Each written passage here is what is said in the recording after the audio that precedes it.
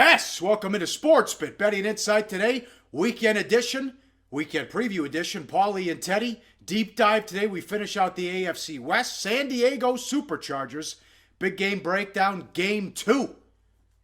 NBA Finals and 2 baseball games, and we are on fire! We try to make it 9 out of 10 with the play of the day. Another easy winner yesterday. We start with bad bets. Ooh, if you had the over in the Cavs-Warriors NBA Finals, I was shocked at the pace, Teddy. They weren't running at all, and the threes weren't going in, but some sharp money came in before tip and drove that down before the public put it back up to the 210 range. Yeah, and we'll get into a full recap of Game 1 in our Game 2 preview coming up later in the show. But talking about the bad bets, look, I had over in my pocket. I had a pretty big wager on the over in my pocket, unfortunately, in last night's game, thinking that, A, these are two great three-point shooting teams, B, the pace was going to be there, and C, is that we were going to get that flow, that pace and space from both squads. And it didn't happen. I mean, in particular, the refs swallowed their whistles. I mean, there was only 33 33 fouls called for the entire game. Only 30 free throw shots for the two teams. Obviously, that doesn't correlate very well with the overs. Both squads shoot only 33% from three-point range. That didn't necessarily correlate with the over. And frankly, the 52-point first quarter was as good as it got offensively in Game 1. Not a good bet if you had the over. And I was one of those guys. I was stunned. The big three from Cleveland outscored Thompson and Curry 66-20, and they lost by 15. I mean, the bench was unbelievable for the Warriors. Yeah, I mean, there are lots of scary stuff for Cleveland coming out of Game 1, but at the same time, you don't want to overreact. The Cavs were coming off a long layoff, and I know they performed well previously in the postseason off of long layoffs, but the Warriors are a different animal than, Toronto Yeah. or some of the other teams that Cleveland faced getting to the final. A bad team bet. Why did the Dodgers again send the 19-year-old phenom Urias out there, this time against the Cubbies? So 2 starts, rocked 2 times on the road against the Mets and now on the road against the Cubbies. Yeah, I mean, across the 2 games. This is a phenom. This is a guy that it shut everyone down at the AAA level and the AA level and the single A level. I mean, 7.2 innings in the first 2 big league starts, 9 runs, 8 of them earned, 13 hits, 5 walks. You're asking me to explain the Dodgers' management decisions? I can't do it. I think it was a bad organizational decision. You talked about those 2 tough venues. Start the guy in front of the home crowd. But obviously it didn't work out that way. And if you had the Dodgers, you paid the price. All right, bettors got lucky on this one, and more than just a win for the Indians. They were bet up from $1.55 to $2 and a big comeback in the 9th to win. Yeah, and you wondered, did the betting markets know that Wade Davis wasn't going to be available for tonight? Was that at least a part of that huge move on Cleveland? Because, of course, it's a 4-2 game in the 8th with Casey in the lead, and we know how the lights out that bullpen is. 4-3 in the 9th, and then a big triple by Francisco Lindor tied the game. Mike Napoli drove him home. The Tribe celebrated like it was a playoff win. Back-to-back walk-offs for a team that's now only a game and a half out of first place. Yeah. And, of course, the Royals went with Herrera instead of Davis in the 9th because Davis had worked each of the previous 2 ball games. So we'll be talking about the Friday matchup in a couple of minutes.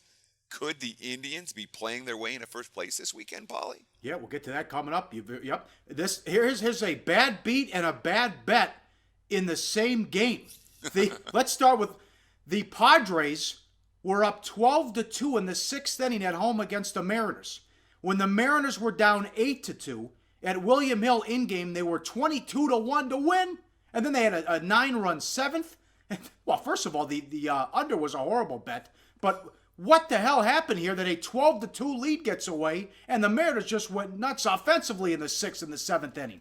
Well, there's so much to talk about in this game in particular, but look, when you have a lead at Petco, 12-2 in the 6th, you expect to still be leading in the 7th. By the top of the 7th, that lead's gone. They're trailing by 4. So brutal beat if you had San Diego. The under, that's not a bad beat. That's a bad bet. I mean, Yes. It lost by what? What do we got? 19 runs. Worth noting. We talk so much, and especially. It's our job to rip the mainstream media because the mainstream media gets so much wrong and it's so much, just by road and auto kicking and just a lot of nonsense getting spewed out of people's mouths. When it comes to betting information, I'll tell you, the streaks that don't get noticed are total streaks, in particular in baseball. Who's riding the most overs in MLB right now?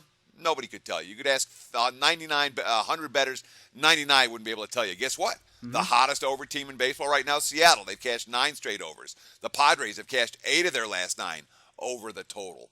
These are the type of streaks that go under the radar. They're oftentimes worth riding. Overs begat overs, unders begat unders. and there is legitimate influence from one game to the next when it comes with total. Lineups get hot or cold, bullpens are fresh or worn down, and that has an impact on the next game moving forward. So Seattle and San Diego fly over the total, and that's something you may want to pay attention to over the course of the weekend. Good info there. Up next, big game breakdown. Game 2 Sunday. NBA Finals. Can the Cavs even the series at 1? And 2 baseball games. It's coming up on SportsBit. Betting Insight today on SBRPicks.com. Research before you bet. Be sure to check out SBR Picks for the best game predictions, breakdowns, and much more. Here we go. Big game breakdown. Remember, live odds, sportsbookreview.com. Game 2 Sunday night, 5 o'clock Pacific. Warriors at home, 6.5. 207.5 the total. And usually a line goes down after a Game 1 win. The markets expect the zigzag, but not here. Most books close Golden State 5.5 in Game 1, and a good handful of 6s too. But Game 2 line comes out higher, not lower. And the Cavs, like we talked about yesterday, the Cavs still have only played 1 competitive fourth quarter since April.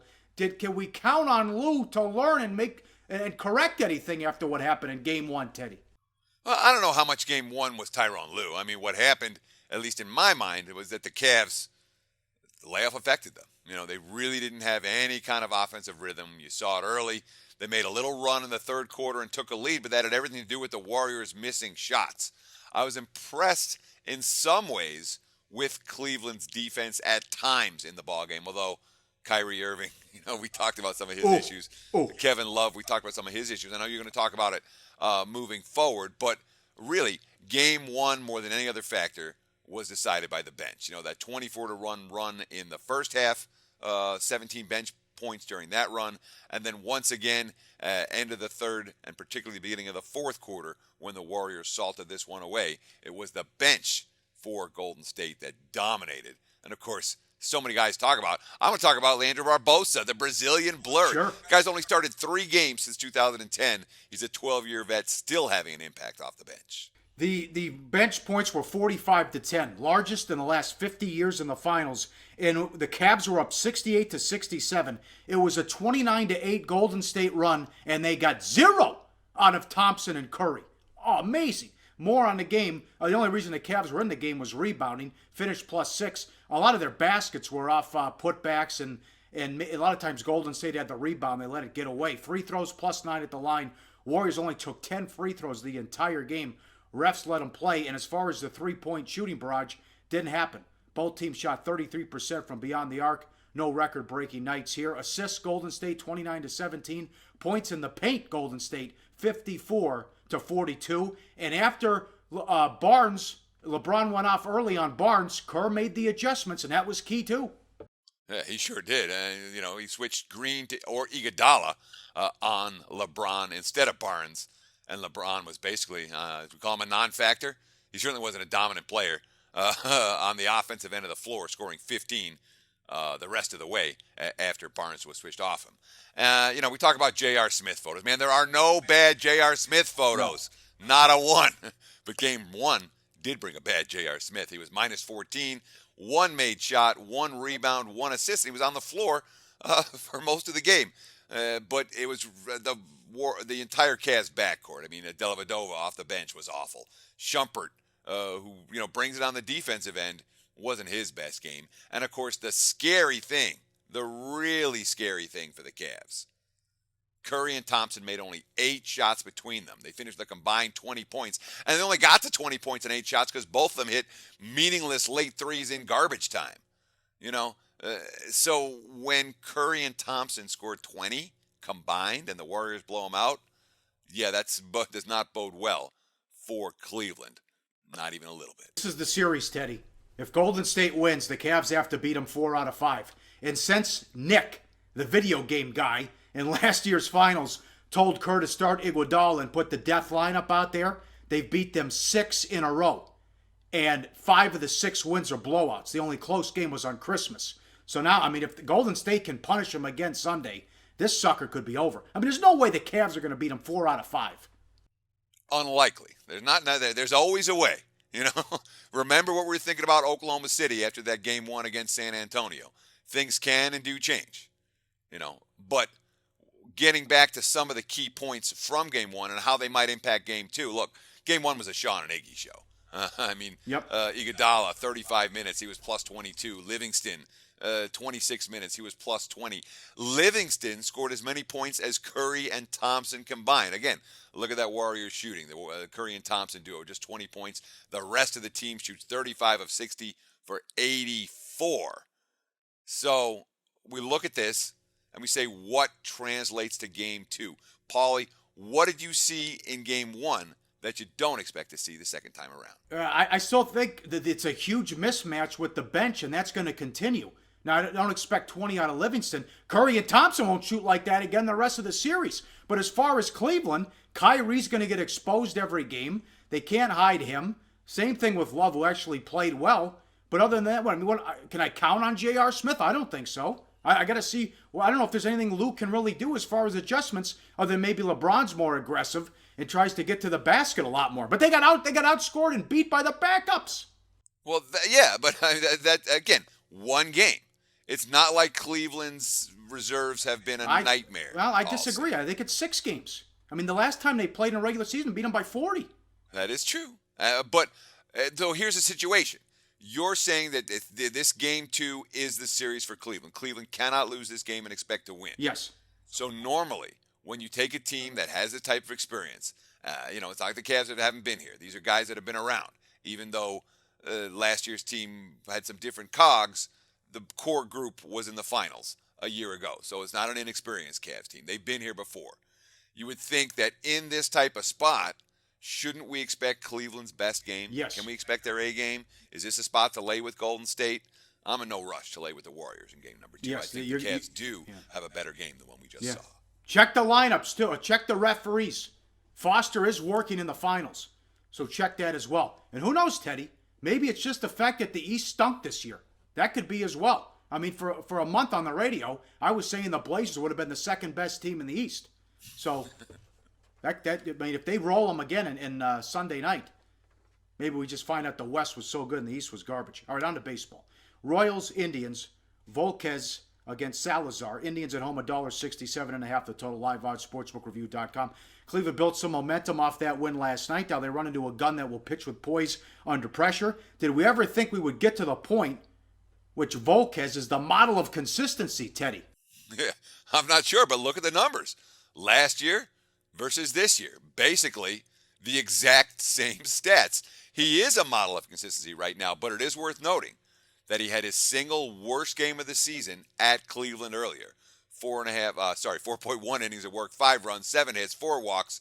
Santana and Napoli both went yard on him. And of course, this is a Kansas City team that has to hold up on the road without Alex Gordon and Mike Moustakas and Salvador Perez. Other pieces have stepped up so far, and it's worth noting the Drayton Moore quote talking before Perez was injured, but we're talking about Gordon and Moustakas both being hurt. Quote, we feel we are prepared to win with this current group regardless of the injuries. Salazar 5-3 with a 2.39 ERA. He struggled with control, but dynamic stuff.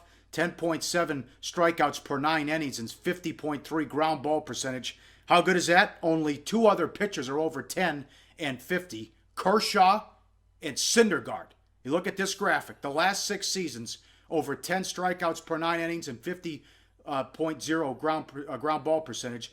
Clayton and Carrasco in 2015. Kershaw in 2014. 13, 12, 11, 10. 0. 0. Come on, Teddy.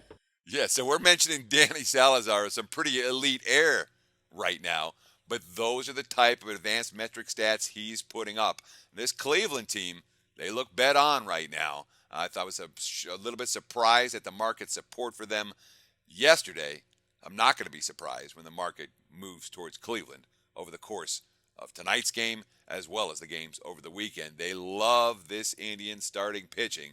Hard to find bargains betting on Cleveland. But that being said, given Salazar, boy, they could use Gordon and Moustakas and Perez in the lineup tonight, and the Royals just won't have them. Chargers and play of the day coming up. One more baseball game. Yankees and the Orioles. Evaldi against Tillman. Orioles $1.28 the total. We've been telling you the last few weeks about Evaldi, and get on this guy. He's hot. Now's not the time to back off. No, I mean, that's the thing. People say, why do you talk about the Yankees every day? Why do you talk about the Yankees all the time? Because we're talking about stuff that's working and winning bets. And when you're winning bets, you're going to keep talking about it. Look, there's been 4 starts in the BMC era since Chapman joined the team. The BMC era is, for the Yankees is obviously Betances, Miller, and Chapman in that bullpen where the starters only need to go 6 innings and the bullpen can come in and close it out. Well, Evaldi, 4-0, 2.05 ERA, 20 strikeouts, only 17 hits during that span. The last 3 games, it's been 17 strikeouts versus only 9 hits. All 3 of those games stayed under the total with room to spare. And between strikeouts, he's got 8.5 per 9 innings. And ground ball rate, 54%. He's a better matchup than many pitchers at Camden Yards, where the Orioles are really raking. They can hit. And look at this graphic, because this will be Evaldi's toughest challenge yet. The Yankee offense and rank on the road. Average 223, 30th in the league. On base percentage, 30th. Slugging, 30th. My God, dead last across the board. And he can hit fly ball home runs to that right field porch at Yankee Stadium. But that's WTP, warning track power at other places. And Tillman, he's getting the offensive support, but he's putting up good numbers. 7-1 with a 2.92 ERA. It's a career best. And 8.5 strikeouts per 9. And what's that? Swinging. What's SWS? Swinging strike percentage, baby. There you go. Swinging strike percentage. He's talking about career high from Tillman. I mean, the 7-1 2.92 is not by accident. He's pitching as well as he has at any point in his career, and he's filling in nicely at Camden Yards. Pauly, this is a game we're going to get back to when it comes to play of the day. Yes, we try to make it 9 out of 10 with that play of the day. Up next, we finish up with the AFC West, the San Diego Superchargers on SportsBit. Betting Insight today. Go to SBRodds.com. Browse, compare, and shop live odds available at top online sportsbooks. We finish with the AFC West, NFC West next week. Chargers, 7 wins, over-under. Light juice to the under, $1.30, $1.35. Last year, 4-12 straight up, 8-8 ATS, 10-6 to the under despite a miserable defense. They were essentially lined as an 8-8 team, over-under 8 wins, so they stayed 4 games under, Teddy. Yeah, and I mean, what was the problem for San Diego last year? There was a ton of them. They were 3-9 in games decided by 1 score, 8 points or less. Let's see, their 4 wins. They beat the Lions, the Browns, the Jaguars, and the Dolphins at the end of the season. Not exactly beating good teams. Now, they were also 4-12 straight up despite facing a slightly below average strength of schedule. So they didn't even face a litany of good teams, but the defense was bad. The injuries really added up for this team. And I think the situation in San Diego with the stadium had an impact as well. And that's something, Paulie, that could carry over to 2016. Oh, yeah, no doubt. That was a late duck situation last year when everyone thought they were going to leave. I mean, Phillip Rivers, when they played the Chargers, he had to use a silent snap count. When they played the Broncos, Denver fans took over that stadium. When they played the Bears, Chicago fans took over that stadium. Oakland, Pittsburgh, the list goes on and on. So I don't think they're going to get a new stadium, and they could be headed for Los Angeles, and this could happen again, where they feel like they're on the road when they're playing at home. Yeah, that's never good. Never good for a team like the Brewers in baseball. Not good for a team like the Chargers in football. Now, Mike McCoy, this is a guy I liked him from the get-go. San Diego overachieved in 2013. They went 9-7. Did it again in 2014, also 9-7. Last year, obviously, the huge drop-off.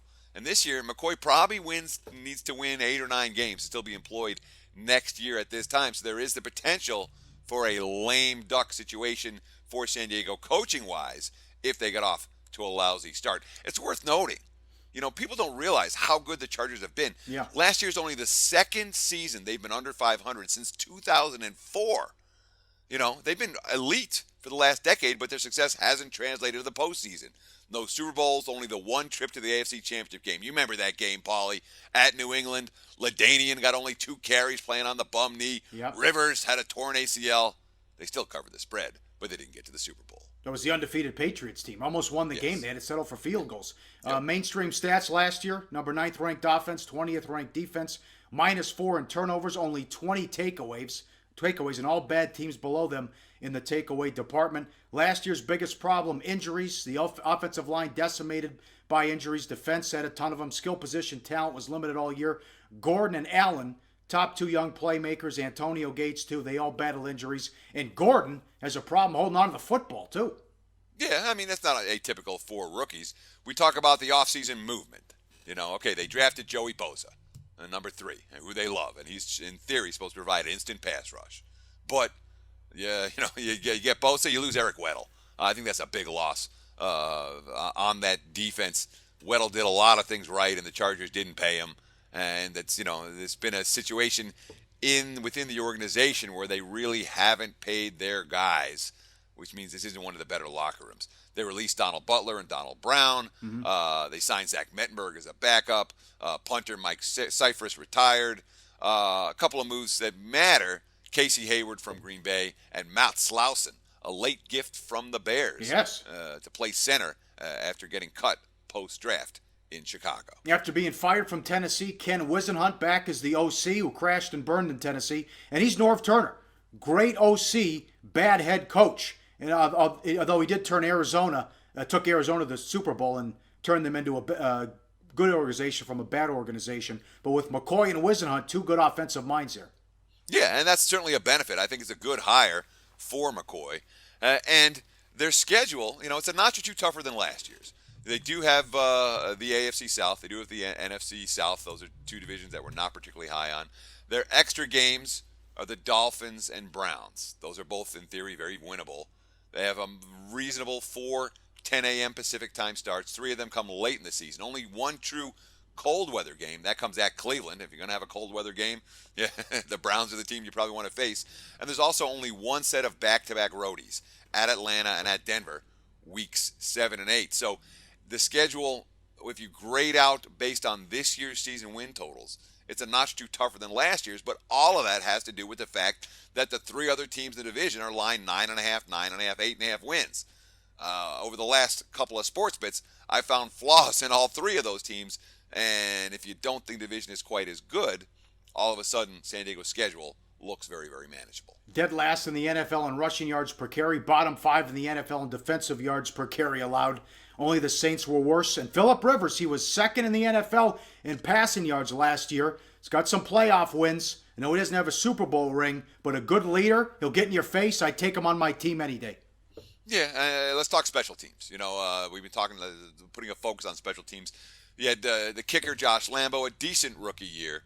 Not an elite kicker. The punter, well, he's going to be a rookie. 6th-rounder Drew Kaiser, Lambo's teammate at Texas A&M. Worth noting, college football bettors, A&M special teams are going to decline. They just sent their kicker and their punter to the NFL.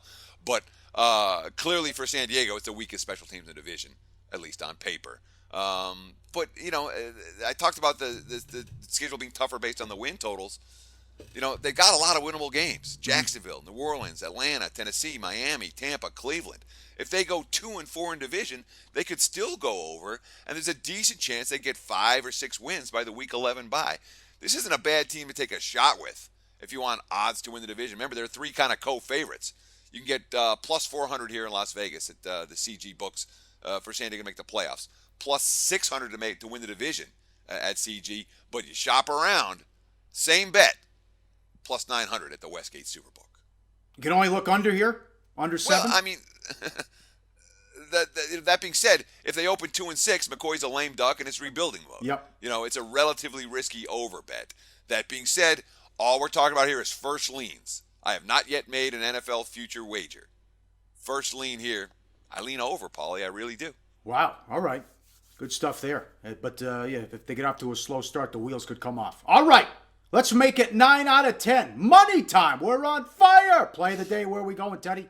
Let's go to Camden Yards in Baltimore and take a look at Baltimore and the Yankees under 8. We're Talked about Eovaldi. He's 6-4 to the under. Okay, what about those 4 overs? Well, all 4 overs were in games where the Yankees scored 7 or more. Not expecting that to happen here. Not against Tillman and not against Zach Britton and the Orioles bullpen. What's he got to do to get a little love? 88 saves the last 3 seasons. 1.21 ERA would mark the 3rd straight season at a $1.92 or less. Only Wade Davis and Dylan Betances have a better ERA over the last 3. The Orioles bullpen is dynamite. The Yankees bullpen is dynamite. Under 8. That's the play of the day. All right, great show. We started with a moose where the Padres blew a 12-2 lead at home. We got NBA Finals breakdown, recap that on Monday. NFC West next week. Football's almost here, and hopefully we're trying to make it 10 out of 11 on Monday. We'll see you then. Have a good weekend on SportsBit. Betting insight today at SBRPicks.com.